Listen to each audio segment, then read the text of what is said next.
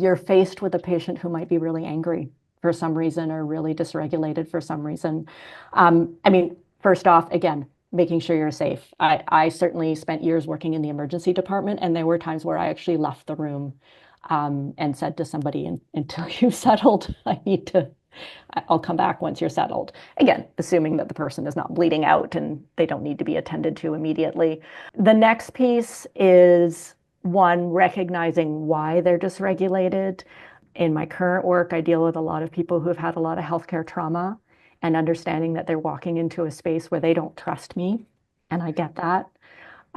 Sometimes just sitting and listening to them can be helpful. Them realizing that they don't need to dysregulate me. So noticing if I'm starting to get a bit defensive, getting my back up, and then taking a strategy to regulate myself and try to sit with them, keeping myself as regulated as possible.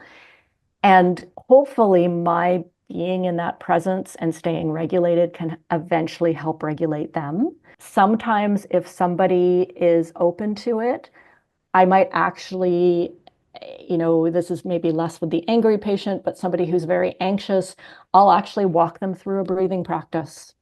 I'll just say, let's take a moment to breathe together. Let's take a moment together to come into this space. If I feel that that person might be open to that, so that then they're in a better situation for us to have that conversation. And also just recognizing what's important to them and looking at how can we get there with them. It might not be, they may have an idea of how they can get their need met.